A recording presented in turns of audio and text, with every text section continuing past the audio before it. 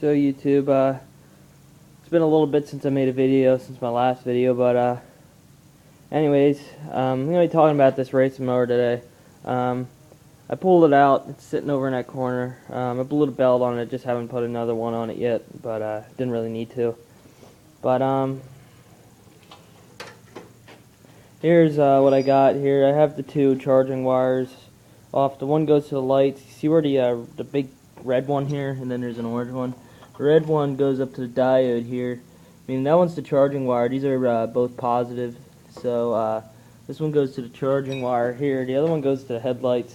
The AC current goes to the headlights versus the diode. The diode switches it over to direct current.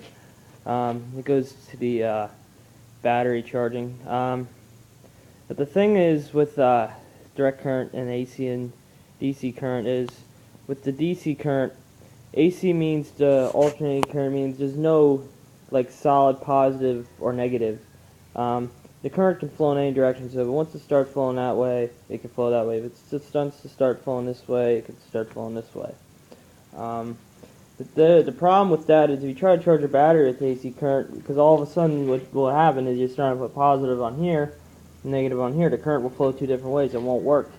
So they have the diode on there, and it solids that out to DC current, because diodes only allow current to flow one way. Problem with this is also the voltage will increase if you, especially when you have a racing mower.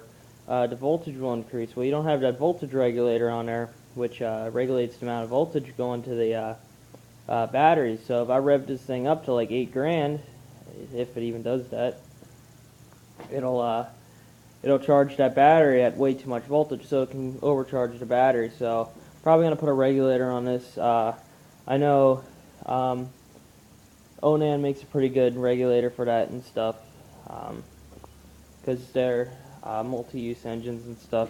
They don't run, between about 2,500 and around the upper like 3,800.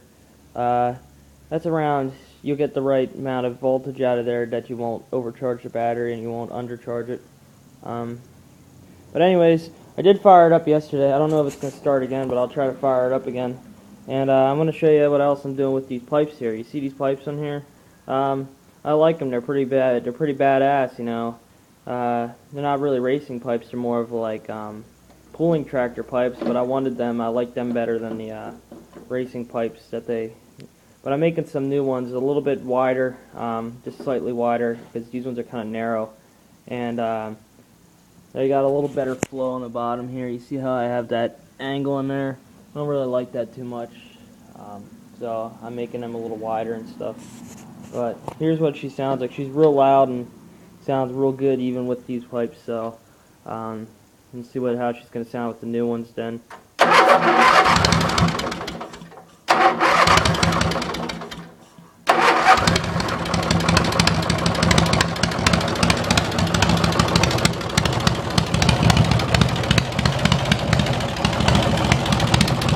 It's been a while since it ran, so get a little choke while it's cold. I have to rejet it. I have to drill the jets out.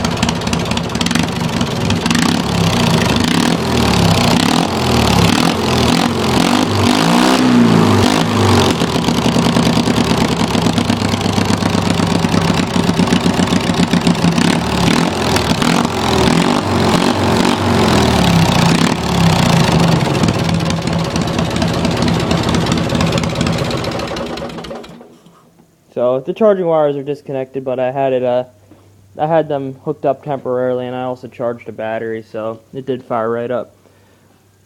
But if you look here, this is another question. I'm going to talk about this right now. Someone asked me in my comment. I did an oil change on something. I forget who it was.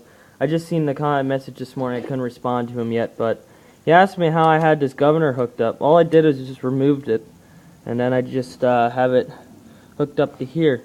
Now what I am going to do is, once I take these pipes off here, I'm going to have the opportunity that I'm going to remove this whole front bracket here. And then, since I'm going to put rings in it, there is, I'm going to be pulling the pistons out, and I'm going to remove the governor totally, so that way I'm not spinning that gear and the flyweights in there. And what I'm going to just do is I just fill up the where the shaft goes in here for the governor arm, which is down here, right there. There's a shaft that goes in here. All I do is I just fill that up with silicone, just stuff it, fill, and then it won't leak any oil out or anything from there. And that's just how I do it. That's just how I have it so far. You can leave it that way. Won't really hurt anything, but you're still turning them, the governor gears. And when it starts up, this spring, it will actually pull this way, all the way this way. Or it's somewhere around that, because it's still running at governor speed, so just however much throttle you give it. So let's say I give it, let me see if I can demonstrate just why it's running. So watch, here's the governor right now. See it moving?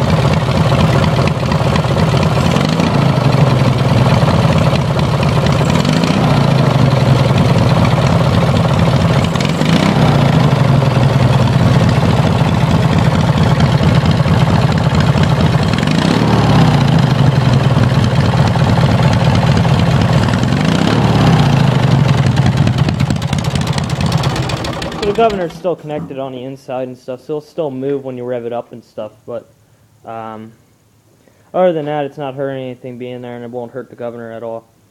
But I am going to remove that whole thing. So, excuse me, it's kind of messy in here. I've been working on cleaning up, along with what my other project is with this mower, my racing mower. Here's my other racing mower I'm building. Rear wheels are on, fronts aren't. So what I started doing was I started making some new pipes. You see how it doesn't go onto a really sharp bend, has a stop. That will give it much better flow. Unfortunately, you know, I don't really have all the equipment to really make a bend like that. And I guess I could have went with one more there, then just really grinded it down. And I could really clear that up, but for now I just tacked it all the way around here.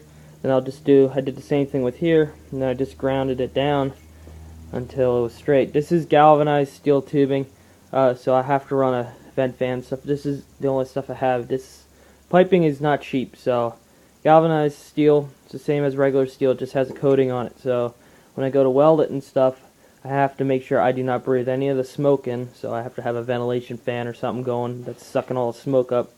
And also, before I put these on or paint them, I have to take these outside, throw them on a campfire or something like that, and burn them. They burn all the galvanized on it. You don't want to breathe in galvanized; it's very toxic. So, but like I said, that's what I have. Fortunately, all the steel I get, it's galvanized, most of it. But I get a lot of tubing for free and stuff, so that's what I have to deal with. I think this is an old dog cage. But this is the pipe that I'm making. I'm going to be making 2 more. So these are slightly wider. You could probably even see in the video that these are already slightly wider. But I think it's going to look pretty good.